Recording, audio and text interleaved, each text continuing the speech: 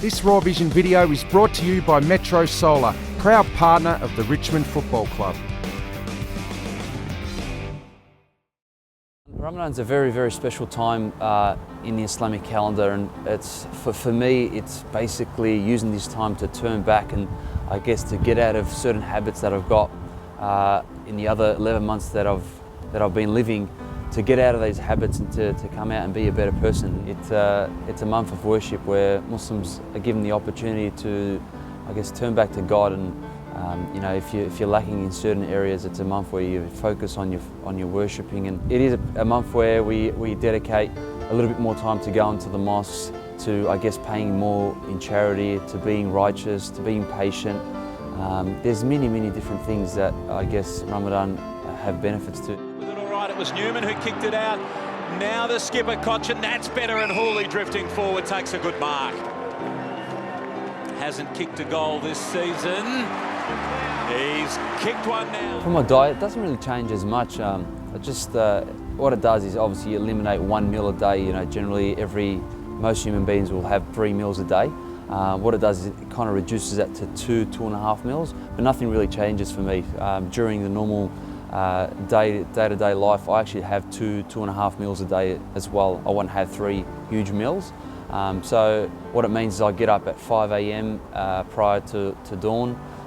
I'll have a solid meal, which consists of a good porridge, a couple of pieces of toast, a bit of fruit, a few dates. It sounds pretty big, but you know, that has to get me through to about 5:15 p.m. in the evening. But I think this day and age, I've got it pretty easy. With Ramadan, it goes back every year 10 days. So 10 or 15 years ago, I should say, we experienced it in summer, and that's when it was really challenging. But whilst it's in winter, it's cold, you know, your hydration levels have got to be maintained, they've got to be at a level, but it's not like when you're actually in summer training where you get dehydrated pretty quickly. So it doesn't really change as much, but I do take it into consideration, especially when I'm leading into big training sessions or games. There are some slight exemptions. Well, if you want to relate it back to football, it is my job, it's my living.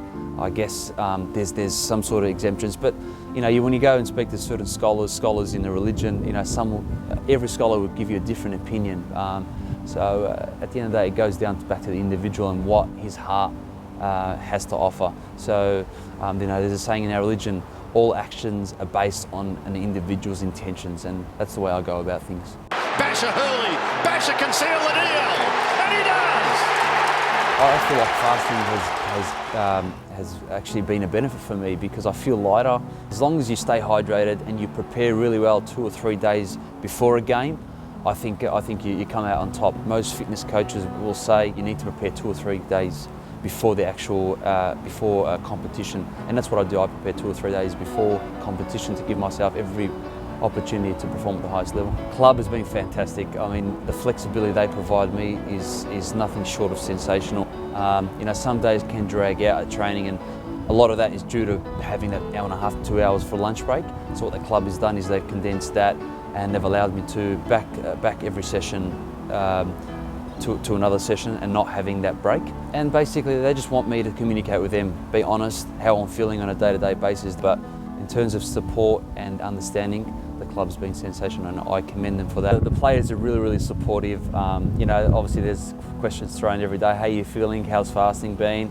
How long to go? Those sort of questions come up, and how do you do it? You know, for me, how do I do it? It's simple. You know, it's just like, how do you train? How do you get fit? You train.